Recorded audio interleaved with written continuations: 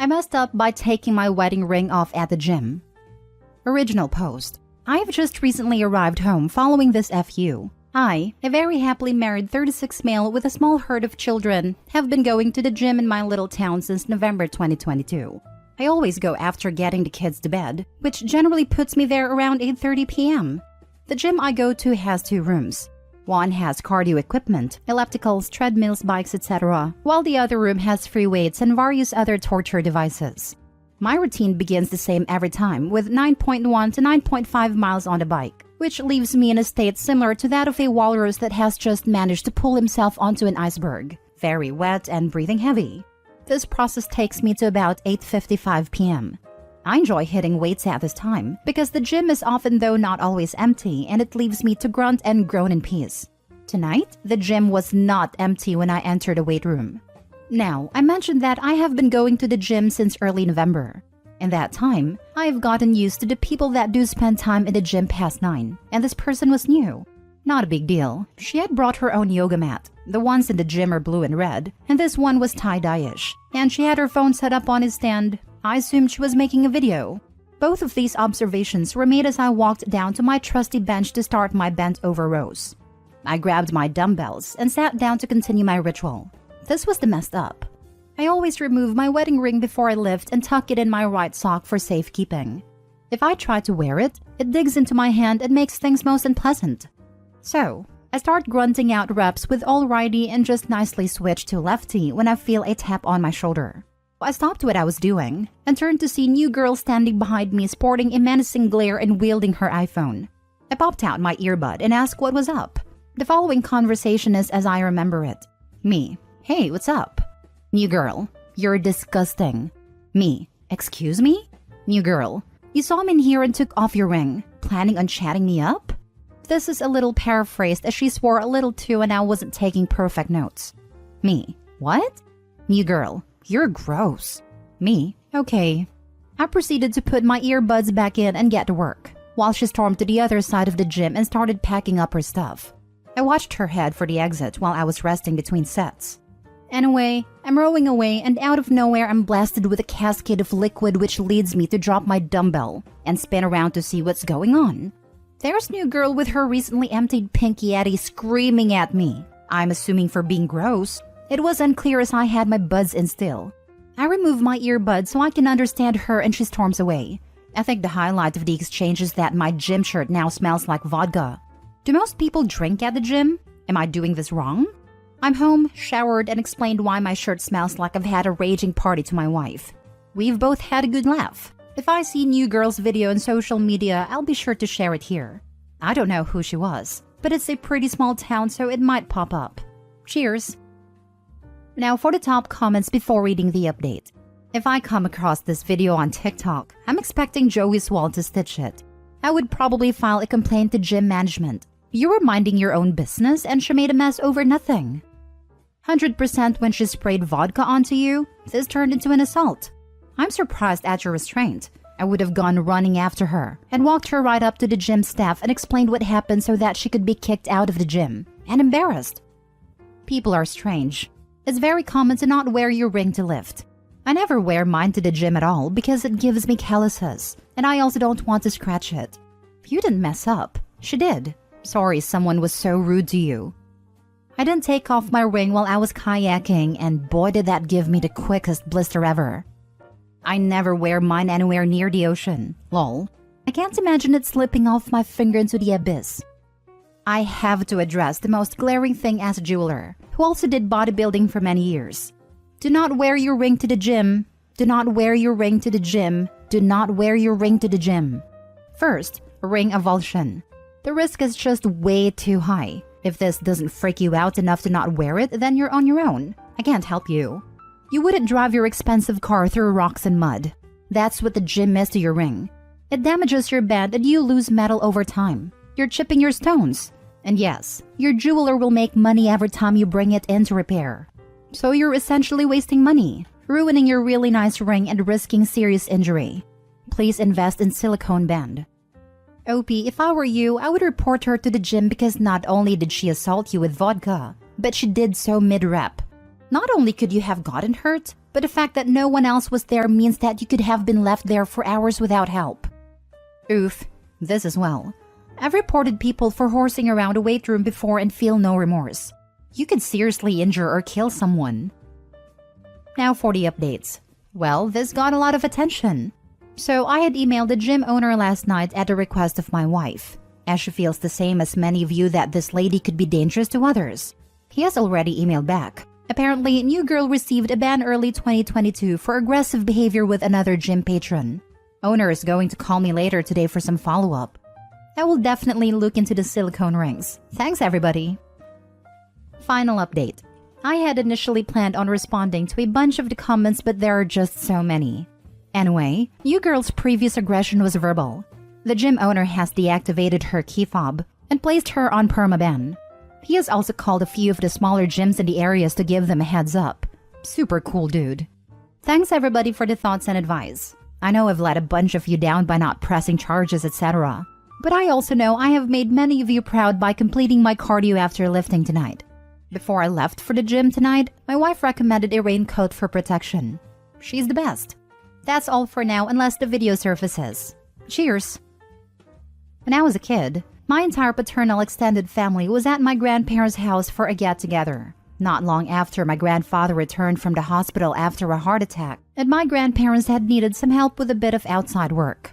No problem, everyone helped out, and we were done in like 30 minutes of that. Before we all got started, my mom and dad took off their wedding and engagement rings because the stuff we were tackling was a little messy and could result in them losing their rings. My narcissistic aunt and spineless uncle proceeded to make fun of my parents for taking care of their precious possessions and got right to work, acting like my parents weren't helping them and taking off the rings had taken 2 hours instead of 2 seconds. Anyway, we all finish and go inside to hang out/eat lunch.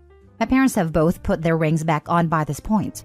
Halfway through lunch, my youngest cousin notices that neither of his parents have the rings.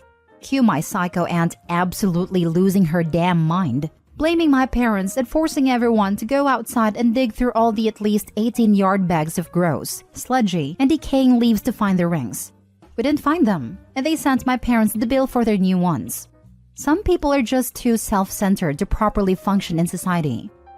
Please tell me your parents' response was the same as your username. Please, word for word. I need it to be. No, they were much more polite and tactful about it.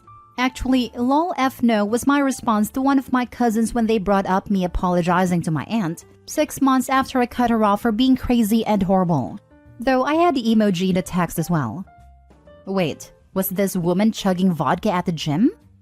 My dad has an ex who would put alcohol in her grandkids' sippy cup and drive because no one questions what's in a sippy cup.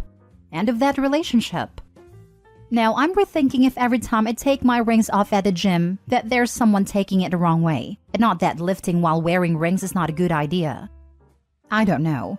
I am creep alert from bad experiences in the past, but if I saw some random dude taking off his wedding ring and then settle in to do gym stuff, my immediate reaction would be, oh my god, what trash.